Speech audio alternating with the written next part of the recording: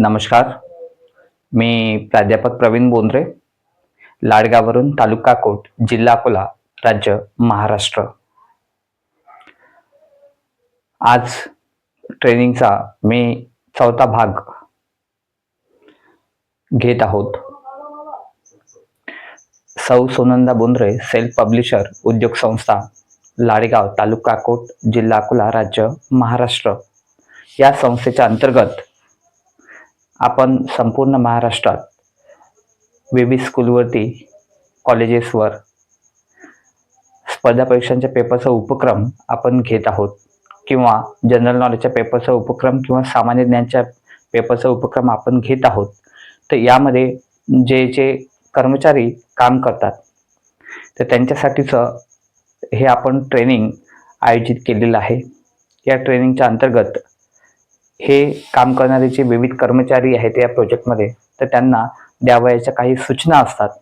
तर आता याच्यामध्ये आज आपण काही नवीन सूचना या ट्रेनिंगच्या स्वरूपात या प्रोजेक्टमध्ये काम करणाऱ्या कर्मचाऱ्यांसाठी आपण देत आहोत. आता त्यामध्ये मला सांगायचं आहे की आपण याच्यामध्ये कम्युनिकेशन स्किल हे अतिशय महत्त्वाचं असते. जेव्हा आपण विविध स्कूलवरती जातो तर त्यावेळेला ज्या वेळेला आपण लोकांना भेटतो त्याच्यामध्ये विशेष करून आता स्कूलवर कोण राहते, तर स्कूलवर तुम्हाला टीचर्स मिळते किंवा प्राध्यापक वर्ग मिळेल. जेव्हा तुम्ही स्कूलमध्ये किंवा कॉलेजमध्ये, ऑफिसमध्ये जाता तेव्हा तुमची भेट प्रिन्सिपॉल सोबत होते, मुख्याध्यापक साहेबांसोबत होणार आहे, HM सरांसोबत होणार आहे. तर त्यामुळे यांच्यासोबत अतिशय चांगल्या भाषेमध्ये आपण संवाद साधायचा, त्यांच्यासोबत आदरपूर्वक शब्दांमध्ये आपण बोललो पाहिजे, त्यांचा आपण आदर ठेवला पाहिजे. तर आपलं कम्युनिकेशन अतिशय सुंदर असलं पाहिजे. आणि तुम्हाला सांगतो आहे की जर तुमचं कम्युनिकेशन सुंदर असलं, तुमच्या बोलण्यामध्ये रिक्वेस्ट असली, तर त्यामुळे काय होणार आहे की आपले जे काम आहे हे चांगलं होईल. तुम्हाला विविध स्कूलमध्ये तुम्हाला परमिशन्स मिळतील. तुम्ही जर टीचर्स लोकांचा, मुख्याध्यापकांचा, प्रिन्सिपल सरांचा जर तुम्ही आदर ठेवला, आदरयुक्त त्यांच्यासोबत तुम्ही बोलले, त्यांच्यासोबत आदरयुक्त संवाद साधला, त्यांना आदराने माहिती सांगितली आपल्या प्रोजेक्टची आणि त्यांना परमिशन्स मागितली आदरपूर्वक रिक्वेस्ट करून, तर निश्चितच खूप सगळ्या स्कूलमध्ये तुम्हाला याच्या परमिशन्स तुम्हाला मिळणारच आहेत. जेवढं तुम्ही आदरपूर्वक तुम्ही बोलणार, जेवढं तुम्ही चांगलं कम्युनिकेशन करणार, तेवढा आपला फायदा होणार आहे. त्यामुळे कम्युनिकेशनवर खूप जास्त डिपेंड करते. त्याच्यामुळे बोलण्यामध्ये काय ठेवायचे, बोलण्यामध्ये गोडवा ठेवायचा, अतिशय गोड बोलायचं, मधुर बोलायचं, मधुर संभाषण करायचं. तर त्यामुळे तुमचे कामं हे खूप जास्त प्रमाणात होतील. तुम्हाला त्या गोष्टीचा खूप सगळा फायदा होणार आहे. त्यामुळे कम्युनिकेशन स्किल हे अतिशय महत्त्वाचं आहे. मग तुम्ही कुठल्याही टीचरसोबत बोला, विद्यार्थ्यांसोबत बोला, कोणाही सोबत बोला, तुमच्या बोलण्यामध्ये गोडवा असला पाहिजे. तुम्ही मृदू भाषेमध्ये इतरांसोबत बोलले पाहिजे. आणि जेव्हा आपण बोलतो तर त्यावेळेला जे अपशब्द आहेत, अपशब्दांचा वापर करू नये, ह्या गोष्टी आपण टाळाव्यात. कारण बरेचदा आपण जेव्हा सामान्यपणे इतरत्र वावरतो तर बरेचदा आपल्या बोलण्यामध्ये कधी कधी एखाद्या वेळेला अपशब्द येऊ शकतात. त्यामुळे हे जे अपशब्द आहेत तर ते आपण टाळावेत आणि चांगल्या शब्दांमध्ये, आदरयुक्त शब्दांमध्ये आपण इतरांसोबत संवाद साधायचा. त्यामुळे आपल्याला त्या गोष्टीचा खूप जास्त फायदा प्राप्त होणार आहे किंवा फायदा मिळणार आहे. हा झाला पहिला मुद्दा. आता दुसरा मुद्दा तुम्हाला सांगतो आहे की याच्यामध्ये आपण पर्सनॅलिटी डेव्हलपमेंट हा एक प्रकार आहे. तर मागच्या ट्रेनिंगमध्ये मी हा मुद्दा घेतला होता, पण मी हा मुद्दा थोडासा रिपीट करतो आहे. जेव्हाही आपण कुठल्या स्कूलमध्ये जातो तर त्यावेळेला त्या स्कूलमध्ये जाताना आपलं ड्रेस मेकिंग चांगलं असलं पाहिजे, आपले कपडे चांगले असले पाहिजेत घातलेले. त्याच्यामध्ये प्लेन शर्ट आहे, त्याच्यानंतर प्लेन शर्ट आहे किंवा आपलं चौकलीचं शर्ट असलं पाहिजे. जास्तीत जास्त जर प्लेन शर्ट राहतील चांगल्या पद्धतीचे तर ते घालायचे. त्याच्यामध्ये व्हाईट शर्ट आहे, लाईट ब्ल्यू शर्ट राहते, ते पण तुम्ही घालू शकता. आणि काही चौकलीचे शर्ट असले तर घालायचे, परंतु अतिशय जास्त फॅशनेबल शक्यतोवर कपडे टाळायचे. आता याच्यामध्ये त्याच्यानंतर व्हाईट शर्ट ब्लॅक पॅन्ट असेल तर अतिशय ऑफिशियल तो ड्रेस दिसतो. तर ऑफिशियल कपडे तुम्ही वापरायचे. शक्य तुम्ही खूप जास्त फॅशनेबल कपडे घालू नका, जेणेकरून पाहणाऱ्यांचा दृष्टिकोन बदलणार आणि त्यामुळे काय होतं की आपल्या सगळ्या गोष्टींवरती त्याचा इफेक्ट होत असतो. म्हणून त्यामुळे आपण कपडे असे घालायचे की ज्यामुळे इतर लोक आपल्याला वेगळ्या नजरेने बघणार नाहीत. एका चांगल्या नजरेने ते आपल्याला बघतील, एका चांगल्या अँगलने ते आपल्याला बघणार. त्यामुळे आपले जे कपडे आहेत, आपण वेगवेगळ्या स्कूलमध्ये जेव्हा जातो तर आपण कशा पद्धतीचे कपडे घातलेले असले पाहिजेत हे अतिशय महत्त्वाचं आहे. शक्यतो ऑफिशियल ड्रेस घाला. जर तुमच्याकडे व्हाईट शर्ट असेल, ब्लॅक पॅन्ट असेल तर अतिउत्तम, किंवा इतर तुम्ही प्लेन शर्ट तुम्ही घालू शकता. इतर जीन्स पॅन्ट आहेत ते तुम्ही घालू शकता. परंतु त्याच्यामध्ये बरेचसे आता काही जे जीन्स आहेत, काही कार्गो जीन्स वगैरे आहेत, किंवा इतर फॅशनेबल काही जीन्स आहेत, काही जे थिगळ लावलेले काही जीन्स राहतात, तर असे जीन्स वापरू नका. एकदम सिंपल जीन्स पॅन्ट तुम्ही वापरू शकता. आणि जे त्याच्यावरती शक्यतो प्लेन शर्ट तुम्ही वापरा. टी शर्ट वगैरे शक्यतो घालणं टाळायचं.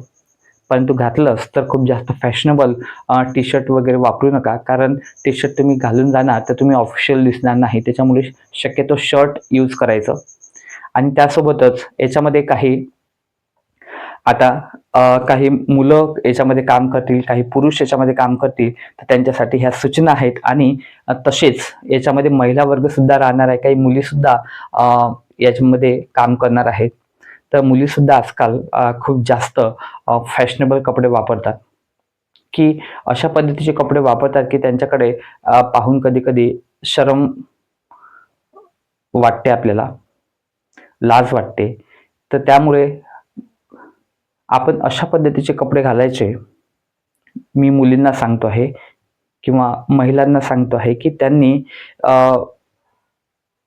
आपण अशा पद्धतीचे कपडे घालून जायचं स्कूलमध्ये किंवा विविध कॉलेजेसमध्ये, की जेणेकरून आपण आपण व्यवस्थित दिसलो पाहिजे. आपल्यावरती कोण क्रिटिसाइज केली नाही पाहिजे, आपल्यावरती कोणी टीका नाही केली पाहिजे, टीका टिप्पणी कोणी केली नाही पाहिजे. अशा स्वरूपाचे आपले कपडे असले पाहिजेत. खूप जास्त फॅशनेबल कपडे आपण घालून जाऊ नये. आणि बिलकुल आपलं अंग प्रदर्शन झालं पाहिजे नाही आहे, अशा स्वरूपाचे कपडे आपण घातले पाहिजेत. आणि काय होते की कधी कधी आपण कॉलेजला जातो, आणि कॉलेजला काही मुलं वगैरे राहतात खूप सगळे, किंवा टीचरचा स्टाफ राहतो.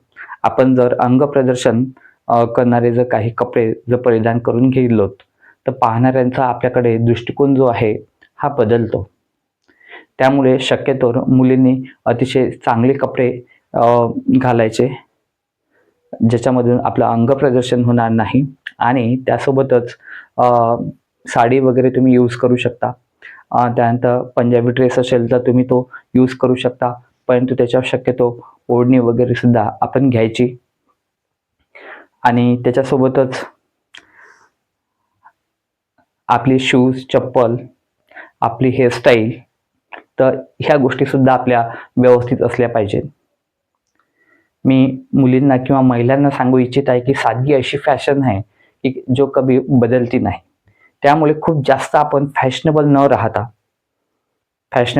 आपण थोडंसं सोबर किंवा आपण थोडंसं सिंपल साधं राहिलं पाहिजे. कारण सादगी ऐसी फॅशन आहे जो कभी बदलती नाही.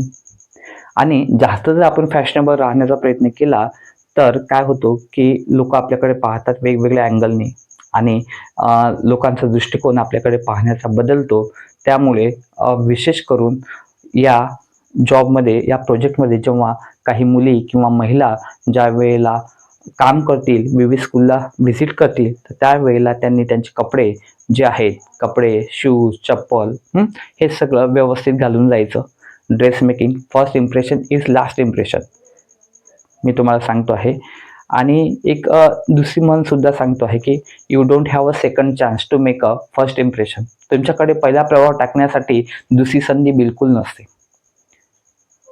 त्यामुळे काय करायचं की आपण पहिलाच प्रभाव आपल्याला अतिशय जबरदस्त टाकायचा असतो, त्यामुळे आपला जो ड्रेस मेकिंग आहे, त्यानंतर आपले शूज चप्पल आहे, आपली हेअरस्टाईल आहे, हे अतिशय उत्तम असली पाहिजे, अतिशय व्यवस्थित असली पाहिजे.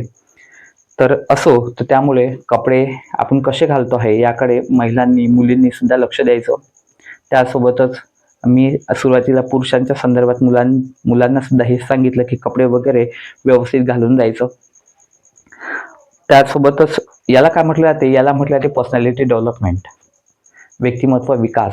आणि बाहेरील व्यक्तिमत्व आपण त्याला म्हणतो, कारण आपण बाहेरून कसं दिसतो यावरून लोक आपलं काय करतात, मूल्यमापन करत असतात की आपण बाहेरून कसं आहोत, आपण बाहेरून कसं दिसतो. त्यामुळे लोक आपण आपल्या बाहेरून दिसण्यावरून आपलं लोक कॅल्क्युलेशन करत असतात, मूल्यमापन करत असतात.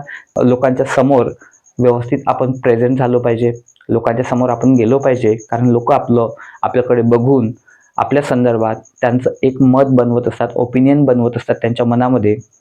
आणि त्यामुळे मग आपण जर व्यवस्थित गेलो नाही तर त्यांचे आपल्याकडे पाहण्याचा दृष्टिकोन आहे हा चेंज होणार आहे किंवा व्यवस्थित राहणार नाही. म्हणून आपण व्यवस्थित कपडे घालून गेलो पाहिजे, आपली हेअरस्टाईल व्यवस्थित असली पाहिजे, आपले शूज चप्पल व्यवस्थित असले पाहिजे. आणि या गोष्टीची आपण खूप जास्त प्रमाणात काळजी घेतली पाहिजे, कारण एक्सटर्नल पर्सनॅलिटी, बाहेरील व्यक्तिमत्व हे आपलं अतिशय महत्त्वाचं आहे. आणि त्यामुळे आपला पहिला प्रभाव राहिला पाहिजे. First impression is last impression, मी तुम्हाला परत सांगतो आहे. तर पहिला प्रभाव जो आहे तर हा आपला इतरांवरती राहिला पाहिजे, त्यासाठी ह्या सगळ्या गोष्टीचं आपण पालन केलं पाहिजे. त्यानंतर तुम्हाला सांगतो की आता याच्यामध्ये या प्रोजेक्टमध्ये जर तुम्ही काम केलं तर तुम्हाला पैसा तर मिळणारच आहे, पण त्याच्यासोबत तुम्हाला अधिक काही गोष्टी सुद्धा मिळतील. आता फॉर एक्झाम्पल, तुम्ही काम केलं तर आम्ही तुम्हाला कबूल केल्याप्रमाणे जे पैसे आहेत ते तर तुम्हाला देणारच आहोत, तो प्रश्नच नाही आहे. पण याच्यासोबत तुम्हाला अधिक काय मिळणार आहे, तर याच्यासोबत तुमचा इतर लोकांसोबत एक जनसंपर्क वाढतो, लोकांसोबत तुमच्या ओळखी वाढत जातात. त्यासोबतच तुम्हाला नवीन नवीन ठिकाणांची माहिती होत राहते. जेव्हा तुम्ही नवीन नवीन स्कूलवर जाणार तर तुम्हाला नवीन नवीन गावांची माहिती होणार. त्यानंतर नवीन नवीन तुम्हाला स्कूल पाहायला मिळते, नवीन नवीन लोकांसोबत तुमचा संपर्क येतो. त्यासोबतच तुमचं कम्युनिकेशन स्किल डेव्हलप होणार आहे आणि जनसंपर्क सुद्धा तुमचा वाढणार आहे. ह्या सगळ्या गोष्टी तुम्हाला पैशा व्यतिरिक्त याच्यातून तुम्हाला मिळणार आहेतच. त्यासोबतच आता त्यानंतर मी तुम्हाला दुसरी गोष्ट सांगतो आहे की आता याच्यामध्ये आपण या प्रोजेक्टमध्ये जर तुम्हाला काम करायचं आहे, आता तुम्ही जर इंडिव्हिज्युअल काम करत असाल, तुम्ही वैयक्तिक काम करत असाल या प्रोजेक्टमध्ये, तर तुम्हाला काही कागदपत्र जमा करावायची असतात. त्याच्यामध्ये तुमचा रिझ्यूम आहे, त्यानंतर तुमचा रिझ्यूम तुम्ही संस्थेकडे पाठवायचा.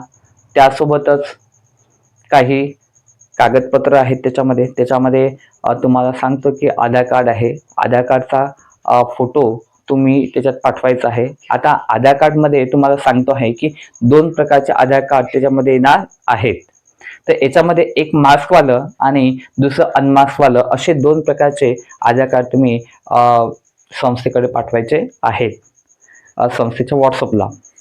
आता याच्यामध्ये तुम्हाला सांगतो आहे की आता मास्कवालं आधार कार्ड जे आहे तर हे कशाला म्हणतात, तर याच्यामध्ये तुम्हाला सांगतो की आधार कार्डवरती एकूण जो आधार क्रमांक असतो आधार कार्डवर तो असतो 12 अंकी. आता त्याच्यामध्ये सुरुवातीचे 8 अंक जे आहेत, सुरुवातीचे 8 अंक हे याच्यामध्ये ज्या आधार कार्डवरती सुरुवातीच्या 8 अंकांवरती काय असणार आहे, गुणाकाराचं चिन्ह असेल किंवा क्रॉसचं चिन्ह असेल आणि फक्त शेवटचे 4 अंकच दिसत असतील तर त्या आधार कार्डला मास्कवालं आधार कार्ड असं म्हटलं जाते. मी परत सांगतो, ज्या आधार कार्डवर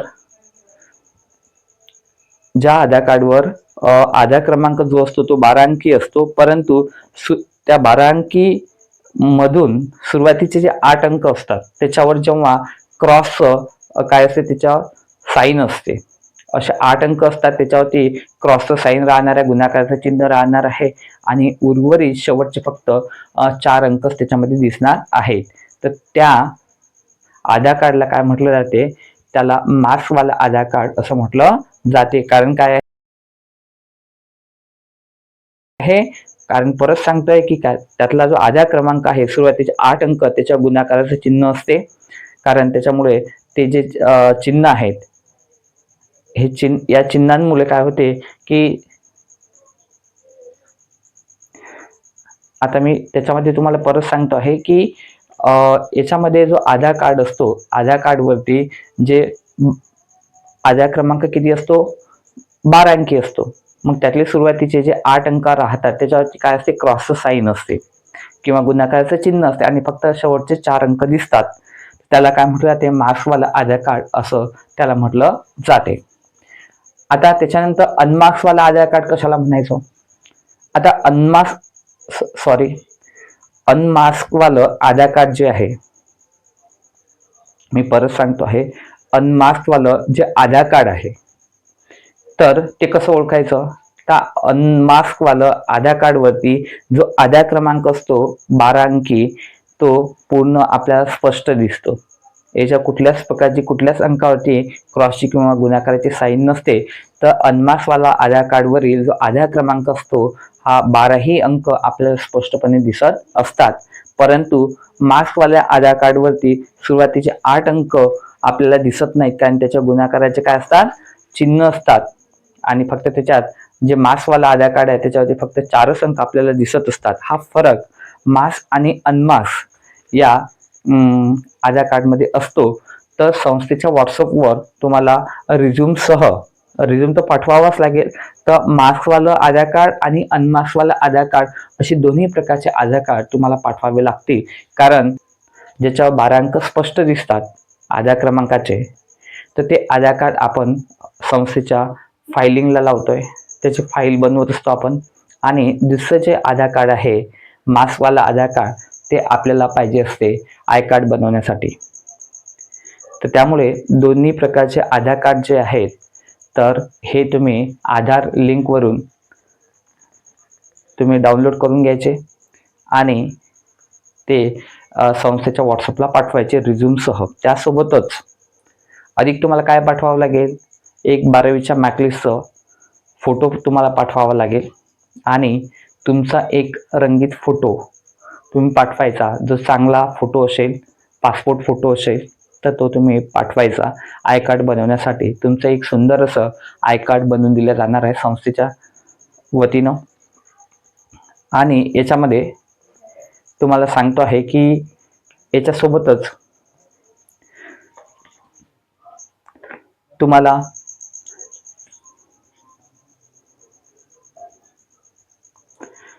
आता याच्यासोबतच तुम्हाला एक लेटर पॅड सुद्धा उपलब्ध करून दिलं जाणार आहे. याच्यामध्ये जेव्हा तुम्ही बेबी स्कूलला व्हिजिट करता, तर बेबी स्कूलला जेव्हा तुम्ही व्हिजिट करता, प्रिन्सिपॉलला भेटता, मुख्याध्यापकांना भेटता, HM सरांना भेटता, त्यावेळेला तुम्ही कोणत्या संस्थेकडून आलेले आहात, तर त्या संस्थेचं जे लेटर असते ते आवश्यक असते. तर ते लेटरसुद्धा आपण तुम्हा सर्वांना उपलब्ध करून देणार आहोत. जेव्हा तुम्ही बेबी स्कूलवरती व्हिजिट करता, तर त्यावेळेला तुम्ही सोबत किती क्वेश्चन पेपर आणि ओएमआर शीट घेऊन जात आहेत, तर तो आकडा सकाळी जेव्हा तुम्ही निघता फील्डवरती काम करायला, तो तुमच्या डायरीमध्ये लिहून ठेवायचा की आपण एवढे क्वेश्चन पेपर सोबत घेतले आहेत, एवढे ओएमआर शीट आपण सोबत घेतलेले आहेत विद्यार्थ्यांना वाटायसाठी. आणि त्याच्यानंतर मग दिवसभरामध्ये तुम्ही त्याच्यापैकी किती क्वेश्चन पेपर बसवलेले आहेत आणि किती ओएमआर शीट तुम्ही वाटलेले आहेत त्या क्वेश्चन पेपर सोबत, तर याचा हिशोब तुम्हाला संध्याकाळी ठेवायचा आहे. संध्याकाळी मग लक्षात ठेवायचं किंवा मोजून घ्यायचं तुम्ही की आता सकाळी आपण एवढे क्वेश्चन पेपर नेले होते सोबत, एवढ्या ओएमआर शीट नेल्या होत्या. आता संध्याकाळी सगळं काम आटपून आल्यानंतर आपल्याकडे किती क्वेश्चन पेपर राहिले आणि किती ओएमआर शीट आपल्याकडे शिल्लक आहेत. कारण तुम्हाला स्टॉक मोजावा लागणार आहे. हा झाला आपला स्टॉक, म्हणजे आपल्याकडे किती स्टॉक शिल्लक आहे क्वेश्चन पेपरचा आणि ओएमआर शीटचा, हे तुम्ही आधीच्या दिवशी त्याचं काउंटिंग केलं पाहिजे. संध्याकाळच्या वेळेला किंवा रात्रीच्या वेळेला आधीच्या दिवशी कारण दुसऱ्या दिवशी सकाळी तुम्ही लगेच फील्डवर जाणार असता, सकाळी मग वेळ भेटत नाही आपल्याला. त्याच्यामुळे आपल्याला जेव्हा आपण दुसऱ्या दिवशी जेव्हा फील्डवर जातो, तर आधीच्याच दिवशी आपल्याला माहिती असलं पाहिजे की आपल्याकडे एवढे क्वेश्चन पेपर आहेत आणि एवढ्या ओएमआर शीट आहेत. त्याचा हिशेब आपण ठेवला पाहिजे, जेणेकरून मग आपल्याला विविध स्कूलवर जेव्हा जातो तर आपल्याला माहिती असते की आपल्याकडे एवढे क्वेश्चन पेपर आहेत, एवढे ओएमआर शीट आहे. तर त्याचं तुम्ही रोज त्याचा हिशेब ठेवणं आवश्यक आहे अशा पद्धतीनं.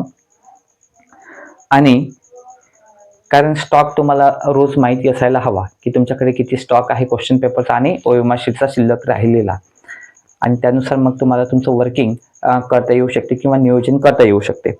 त्यानंतर आता याच्यामध्ये तुम्ही जेव्हा बेबी स्कूलवरती तुम्ही जाता आणि तुम्ही हेडमास्टरला भेटता, तुम्ही मुख्याध्यापकांना भेटता, तुम्ही HM सरांना भेटता, तुम्ही प्राचार्यांना भेटता, तुम्ही प्रिन्सिपल सरांना भेटता वगैरे वगैरे.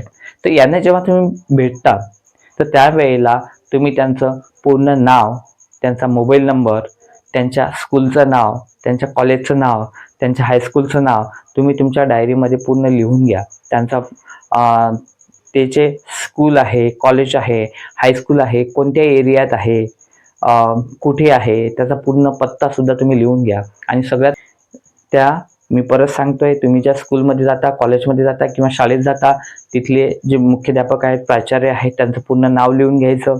त्यांचा मोबाईल नंबर सुद्धा आपण लिहून घ्यायचा जो चालू असेल तो, आणि त्यासोबतच त्या शाळेचा पूर्ण पत्ता लिहून घ्यायचा, की ती शाळा कुठे आहे, कोणत्या एरियात आहे, कोणत्या रोडला आहे, ते सगळं तुम्ही तुमच्या डायरीमध्ये त्याची माहिती ठेवायची. कारण कधी जर एखाद्या वेळेस अडचण आली तर काय होते की आपण त्या प्राचार्यांसोबत, हेडमास्टरसोबत, मुख्याध्यापक साहेबांसोबत आपण संपर्क करू शकतो. त्याच्यामुळे आपल्याकडे त्यांचा कॉन्टॅक्ट नंबर असणं खूप गरजेचं राहते.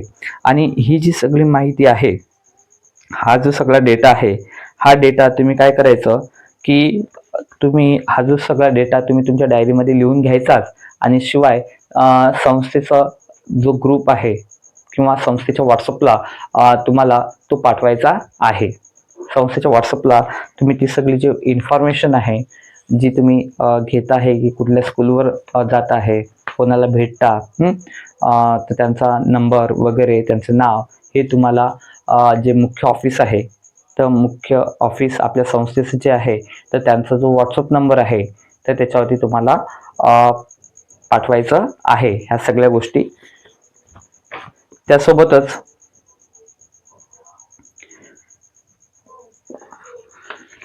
रोज फील्डवर जाताना संस्थेचा आय कार्ड तुम्ही सोबत न्यायचं आहे. रोज फील्डवर जाताना काय करायचं, संस्थेचं आय कार्ड सोबत न्या. त्याच्यासोबत संस्थेचं जे पत्र आहे हे सुद्धा न विसरता तुम्ही सोबत न्यायचं आहे. कारण तुम्ही बरेच अनोळखी ठिकाणी तुम्ही फिरत राहता, अनोळखी ठिकाणी तुम्ही शाळांमध्ये व्हिजिट करता. जर तुमच्याकडे संस्थेचं आय कार्ड असेल, तुमच्याकडे संस्थेचं पत्र असेल, तर तुम्हाला कुठल्या ठिकाणी कुठलाच प्रॉब्लेम येणार नाही. त्यानंतर आपण 8 दिवसातून संस्थेची एक गुगल मीटिंग सुद्धा आपण घेणार आहोत. आता 8 दिवसातून आपण एक गुगल मीटिंग घेणार आहोत. महाराष्ट्रातून जेवढे लोक किंवा जे कोणी या प्रोजेक्टमध्ये काम करणार आहेत, वर्किंग करणार आहेत, त्यांची आपण संडेला सकाळी 10 वाजता आपण गुगल मीट आपण घेणार आहे. त्याच्यामुळे काय होणार आहे की 8 दिवसातून आपल्याला एक चर्चा करता येणार आहे. तुम्हाला जे येणारे प्रॉब्लेम आहेत ते तुम्ही मला शेअर करू शकता. माझे काही प्रॉब्लेम असले ते मी तुम्हाला शेअर करू शकतो. या माध्यमातून आपल्या सर्वांचं एकमेकांसोबत याच्यामध्ये कम्युनिकेशन होणार आहे आणि एकमेकांचे प्रॉब्लेम एकमेकांना आपल्याला शेअर करता येतील. तर त्यामुळे 8 दिवसातून आपण संडेच्या दिवशी, संडे हा सुट्टीचा दिवस असतो, तर आपण सकाळी 10 वाजता आपण गुगल मीटिंग घेणार आहोत प्रत्येक संडेला.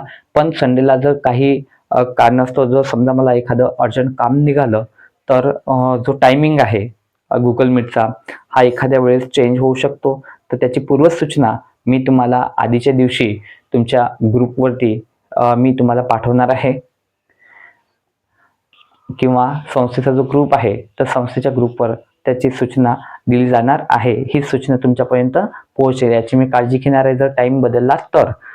नाहीतर आपला जो 10 वाजताचा जो टायमिंग आहे संडेचा गुगल मीटचा हा आपला फिक्स राहणार आहे. परंतु काही इमर्जन्सी काही कामं येतात आणि त्यावेळेला मग जर समजा एखाद्या संडेला आपलं 10 वाजता नाही जमत असेल, तर मग आपण काय करणार आहे की त्याची पूर्वसूचना तुम्हाला देऊ की या वेळेला ही मीटिंग आयोजित केली आहे. तर त्या मीटिंगला मग तुम्ही काय करायचं की हजर राहायचं. जेणेकरून काय होणार आहे की तुम्हाला काही समस्या असल्या त्या तुम्ही मला विचारू शकता, मला काही समस्या असल्या तर मी तुम्हाला विचारू शकतो. या माध्यमातून आपला कम्युनिकेशन होणार आहे आणि एकमेकांसोबत आपला जो संपर्क आहे हा राहणार आहे. कारण संपूर्ण महाराष्ट्रातून लोक याच्यामध्ये काम करत आहेत.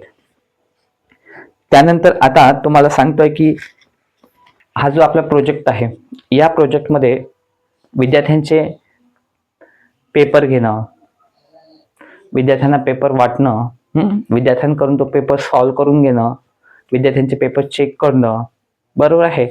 या गोष्टी तर महत्त्वाच्या आहेतच.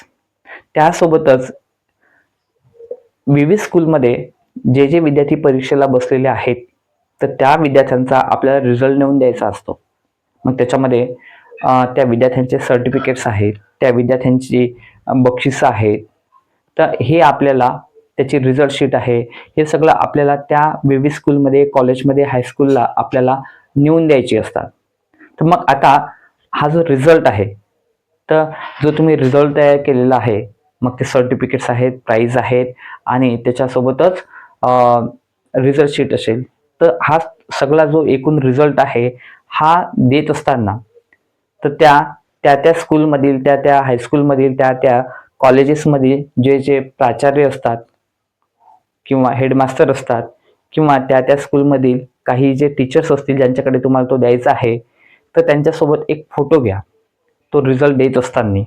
त्याच्यामध्ये मग तुम्ही हातात अशा पद्धतीनं तुम्ही जे आहेत रिझल्ट देत असताना तुम्ही अशा पद्धतीनं काय करायचं की त्यांना हात लावायचं आणि हातामध्ये काय करायचं, त्यांना बुक्स आहेत, त्यासोबतच सर्टिफिकेट्स आहेत, ते देताना त्यांच्यासोबत एक फोटो घ्या. परंतु फोटो कुठे घेणार तुम्ही, तर फोटो तुम्ही अशा ठिकाणी घ्यायचा त्या ज्यांना तुम्ही रिझल्ट देत आहे, ज्या प्राचार्यांना, ज्या हेडमास्टरांना, मुख्याध्यापकांना किंवा इतर टीचरला, ज्यांना कोणाला तुम्ही रिझल्ट तुम्ही सबमिट करत आहे त्या स्कूलमध्ये, तर तो सबमिट करत असताना त्यांच्यासोबत तुम्ही फोटो घ्या.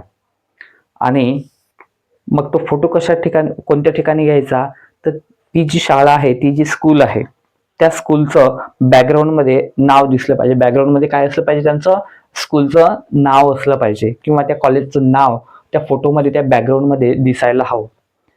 त्यामुळे काय होणार आहे की त्यामुळे संस्थेला लक्षात येणार आहे की तुम्ही कुठल्या स्कूलमध्ये हा रिझल्ट नेऊन दिलेला आहे. स्कूलचं नाव असलं पाहिजे बॅकग्राऊंडला फोटोमध्ये. अशा ठिकाणी तुम्ही ते जे प्राचार्य आहेत, हेडमास्टर आहेत किंवा ते टीचर्स आहेत ज्यांच्याकडे तुम्ही तो रिझल्ट सबमिट करत आहे, तर बॅकग्राऊंडमध्ये नाव दिसेल फोटोमध्ये त्या शाळेचं. तर अशा ठिकाणी तुम्ही तो रिझल्ट देत असताना तुम्ही फोटो घ्यायचा आहे.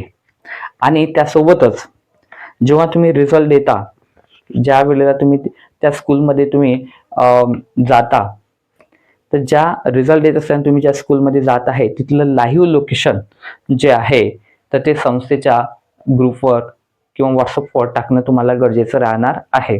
जेणेकरून संस्थेच्या लक्षात येणार आहे की हा व्यक्ती रिझल्ट द्यायला गेला किंवा नाही, किंवा किती वाजता गेला, कधी गेला, तर ते लक्षात येणार आहे. त्याच्यामुळे लाईव्ह लोकेशन जे आहे तर ते तुम्हाला व्हॉट्सअपला टाकावं लागेल संस्थेच्या. जेव्हा तुम्ही रिझल्ट द्यायला ज्या वेळेला तुम्ही जाता त्यावेळेचं लाईव्ह लोकेशन आणि तो जो फोटो आहे तर तो सुद्धा संस्थेच्या व्हॉट्सअपवर किंवा संस्थेच्या ग्रुपवर तुम्हाला पाठवणं हे बंधनकारक असणार आहे. त्यामुळे संस्थेच्या लक्षात येणार आहे की तुम्ही तो रिझल्ट नेऊन देत आहे किंवा नाही. त्यासोबतच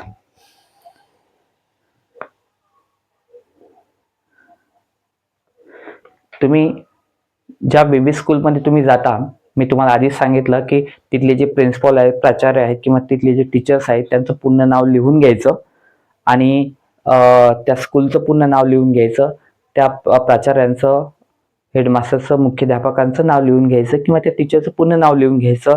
त्यानंतर ती स्कूल कोणत्या एरियात आहे त्या स्कूलचा पूर्ण पत्ता तुम्ही लिहून घ्या, ती कुठे आहे, काय आहे तर. आणि त्याच्यासोबतच मग ह्या सगळ्या गोष्टी काय करायचं, तुम्ही एका डायरीमध्ये लिहून घ्यायचे आहेत. याच्याकरता तुम्हाला एक स्पेशल नोटबुक करा किंवा एक डायरी करायची आहे. आणि ते तुम्ही लिहून घ्यायचं आहे त्याच्यामध्ये.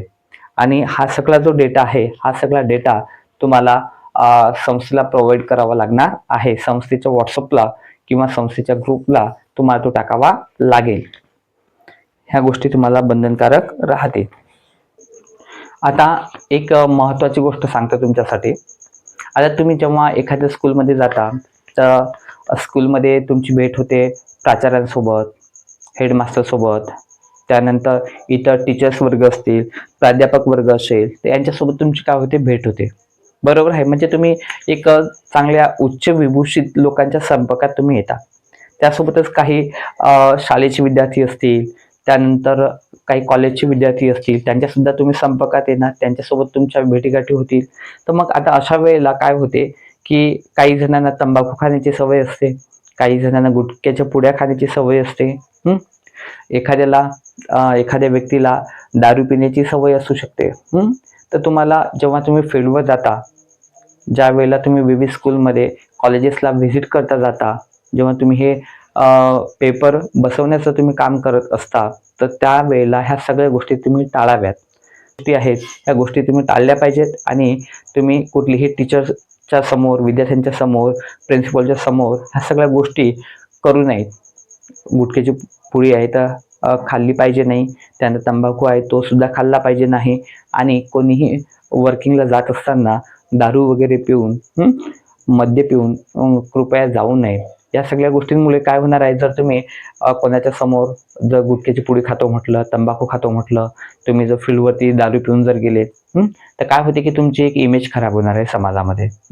लोकांचा तुमच्याकडे पाहण्याचा दृष्टिकोन बदलणार आहे. त्या शिक्षकांचा दृष्टिकोन बदलले, विद्यार्थ्यांचा सुद्धा बदलणार. त्याच्यामुळे अशा गोष्टी कोणी करू नये. जर कोणाला याची सवय असेल तर, मी हे म्हणत नाही की तुम्ही तंबाखू खाताच किंवा तुम्ही गुटख्याच्या पुड्या खाताच किंवा तुम्ही दारू पिताच, मला असं म्हणायचं नाही.